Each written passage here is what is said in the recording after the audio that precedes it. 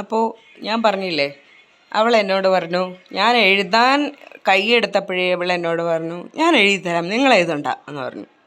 ഞാൻ പറഞ്ഞു ശരി ഓക്കെ, എന്നാൽ പിന്നെ നീ താ, അപ്പം ഞാനത് നോക്കി അങ്ങ് പറഞ്ഞാൽ മതിയല്ലോ എന്ന് പറഞ്ഞു.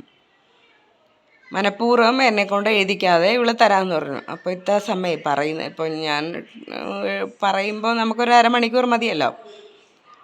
അപ്പം ഞാൻ ഇവൾ പറഞ്ഞ ഡേറ്റിന് തലേ ദിവസവും ഞാൻ ചോദിച്ചുകൊണ്ടിരിക്കുക, ഇവൾ മിണ്ടുന്നില്ല. അപ്പോൾ ഇവൾ എപ്പോൾ നോക്കിയാലും ഉറക്കവും, ഇവൾക്ക് സുഖമില്ലാത്ത വരും. കട 10-25 വയസ്സ് 26 വയസ്സായിട്ടേ ഉള്ളൂ. ഈ ലോകത്തില്ലാത്ത അസുഖങ്ങൾ മൊത്തമുണ്ട്.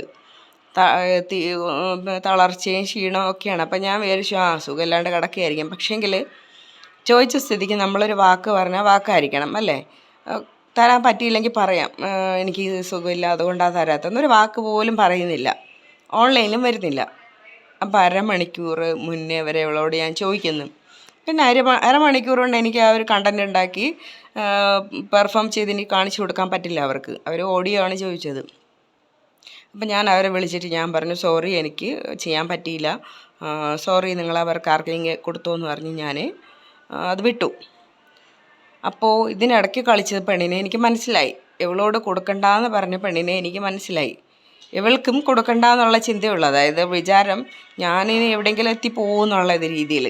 ഞാനാണെങ്കിൽ സത്യമായിട്ട് അവരെ കൂടെ വിളിച്ചിട്ട് ഞാൻ പറഞ്ഞേനെ, നിങ്ങൾ എങ്ങനെയും ഇപ്പം കൊച്ചിനെ എടുക്കണമെന്നെങ്കിലും പറഞ്ഞ് അങ്ങനെ ഹെൽപ്പ് ചെയ്യുന്ന കൂട്ടത്തിലാണ് ഞാൻ.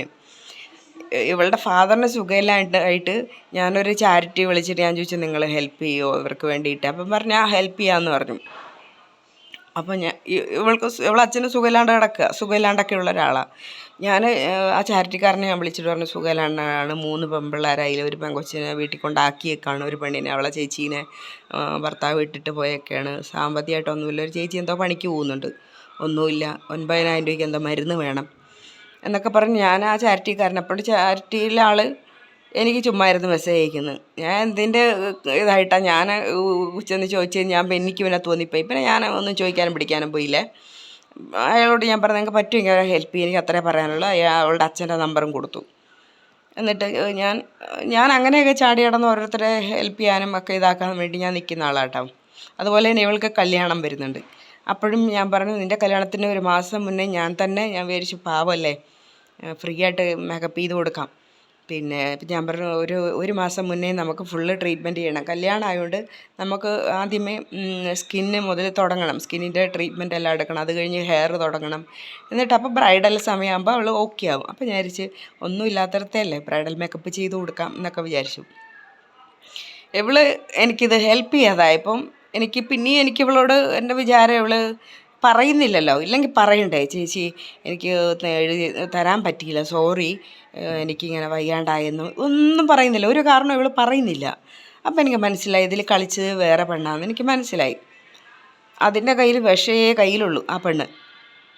പിന്നെ അപ്പം ഞാൻ അറിഞ്ഞു ആ പെണ്ണാ ഇതിൻ്റെ ഇടയിൽ കളിച്ചതെന്ന്, കൊടുക്കണ്ട പറഞ്ഞതെന്നും.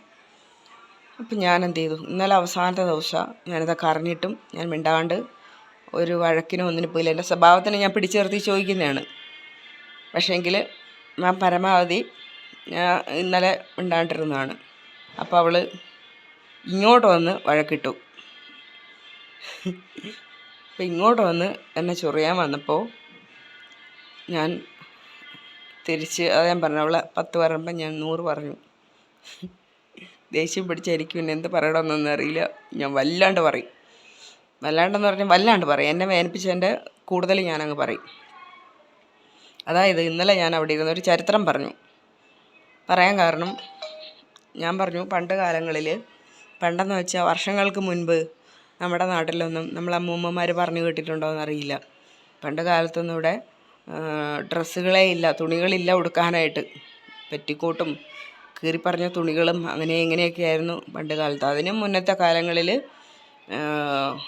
മുലമറയ്ക്കാനായിട്ട് തുണികളില്ല, അങ്ങനെയൊക്കെ ആയിരുന്നു. എന്നിട്ട് അന്നത്തെ രാജാക്കന്മാരുടെ ഭാര്യമാരും മാത്രമായിരുന്നു ഡ്രസ്സ്, ഉടുപ്പ്, അതായത് ബ്ലൗസ് പോലെ. അന്ന് ബ്ലൗസ് ആയിരിക്കില്ല, ഈ ബ്രേസർ പോലത്തെ എന്തോ ഒരു വെച്ച് കട്ടലായിരുന്നു, നമ്മൾ ടി വിയിലൊക്കെ കണ്ടിട്ടില്ലേ. അപ്പോൾ അതായിരുന്നു. അത് കണ്ട് നമുക്കിപ്പോൾ എൻ്റെ ഊഹം അത് കണ്ട് ആകൃഷ്ടമായിട്ടായിരിക്കണം. നമുക്കിപ്പോൾ ഒരു ഡ്രസ്സിനോട് കാണുമ്പോഴാണല്ലോ അത് ഇടണമെന്ന് തോന്നുന്നത്. അത് കണ്ട് ഇഷ്ടപ്പെട്ടായിരിക്കണം അന്നത്തെ പിന്നെ അന്നത്തെ ഉള്ള ആൾക്കാർ മുലക്കരം കൊടുത്ത് അത് ഇട്ട് തുടങ്ങിയത്. പൈസയുള്ള ടീമുകളെല്ലാം മുലക്കരം അടച്ച് മുല മറിച്ച് നടന്നു. അപ്പം ഞാൻ ഈ കഥകളൊക്കെ ഞാൻ പറഞ്ഞു അന്നത്തെ കാലത്ത് അതുകൊണ്ട് പ്രശ്നങ്ങളില്ലായിരുന്നു. ഈ മുല കാണുന്നതുകൊണ്ട് ആൾക്കാർക്ക് പ്രശ്നമില്ല. ഇന്നത്തെ കാലത്ത് മുല കണ്ടു കഴിഞ്ഞാൽ തീർന്ന്, അയ്യോ അവളെ മുല കാണുന്നു എന്നുള്ള പ്രശ്നങ്ങൾ. പിന്നെ ഞാൻ പറഞ്ഞു, പിന്നെ കുറേ കാലം കഴിഞ്ഞപ്പോൾ ആൾക്കാർ മുല മറിച്ച് തുടങ്ങി. പിന്നെ ഈ ബ്രിട്ടീഷുകാരും അവരൊക്കെ വന്നപ്പോഴാണ് പ്രശ്നങ്ങൾ നമ്മളെ നാട്ടിൽ തുടങ്ങിയത്. അപ്പോൾ ഞാൻ പറഞ്ഞു, പിന്നെ നങ്ങേലി വരുന്നു. ഈ കഥകളൊക്കെ ഞാനിങ്ങനെ പറഞ്ഞുകൊണ്ടിരിക്കുക. ഞാൻ പറഞ്ഞു, അപ്പോൾ ഇപ്പോഴത്തെ നമ്മൾ ഏത് കാലത്താണോ അത് നമ്മൾ അക്സെപ്റ്റ് ചെയ്ത് തുടങ്ങുക. കാരണം ഇപ്പോഴുള്ള ജനറേഷൻ എല്ലാവരും അടിപൊളിയായിട്ട് നടക്കുന്നു. ഞാനിപ്പോൾ അടിച്ചു പൊളിച്ചല്ലേ ഞാൻ നടക്കുന്നത്. എല്ലാവരും നമ്മളെ ഇനിയുള്ള പിള്ളേരെ പറഞ്ഞാൽ ഇവരനുസരിക്കില്ല. നിങ്ങൾ ചുരിദാറിട്ട് വാ, അല്ലെങ്കിൽ നിങ്ങൾ ഫുള്ള് കവർ ചെയ്ത് വാ എന്നൊരു മുസ്ലിംസിൽ അവരുടെ നിയമവും അവരുടെ പള്ളിയിലൊക്കെ പറഞ്ഞു കൊടുക്കുന്നതുകൊണ്ടാണ് അവർ പർദ്ദയിട്ട് നടക്കുന്നത്. അവരിലും ഇഷ്ടമില്ലാത്തവരുണ്ട് അങ്ങനെയൊക്കെ നടക്കുന്നത്. ഈ പെണ്ണിനൊന്നും ഇഷ്ടമല്ല. ഈ പെണ്ണ് എപ്പോഴും പറയും, എനിക്കിഷ്ടമല്ല, എനിക്ക് മോഡലായിട്ട് ഇറങ്ങാനായിരുന്നു ഇഷ്ടം, എൻ്റെ വീട്ടുകാർ നിർബന്ധിച്ച് പിടിച്ച് കെട്ടിക്കാണ് എന്ന് പറഞ്ഞ പെണ്ണാണ്. പിന്നെ ആ ചെക്കനാണെങ്കിൽ ഇവളെ കെട്ടുന്ന ചെക്കനാണെങ്കിൽ നീ പർദ്ദ ഇട്ടിട്ടുണ്ടാ, മുഖം മറിച്ചിട്ടുണ്ടാ 24 hours ചോദിക്കും. അപ്പോൾ എന്ന് പറഞ്ഞ് ഇവള് അവർ കണ്ടോളില്ല. അത് അവരുടെ ഇഷ്ടം, അവരുടെ നിയമങ്ങൾ, അതിലൊന്നും നമ്മളൊന്നും പറയുന്നൊന്നുമില്ല. അപ്പോൾ ഇതിനെക്കുറിച്ചായിരുന്നു ഇന്നലെ ചർച്ച മൊത്തം. പിന്നെ അങ്ങോട്ട് ചെന്നില്ലേ, ഇവൾക്ക് അവിടെ നിന്ന് അവൾക്ക് റിപ്ലൈ ഒന്നും ഇല്ലായിരുന്നു. അവളിത് കേട്ടോണ്ടൊക്കെ ഇരുന്നു, ശരിയാ അല്ലേ എന്നൊക്കെ പറഞ്ഞ് പറഞ്ഞ പെണ്ണ് വീട്ടിൽ പോയിട്ട് എനിക്ക് ചറപറ വോയിസ് മെസ്സേജ് ഇങ്ങനെ വന്നതും ഒരു വോയിസ് മെസ്സേജേ കേട്ടുള്ളൂ. കൊടുത്തില്ല, തറക്കി ഞാനും കൊടുത്തു, നല്ലോണം കൊടുത്തു.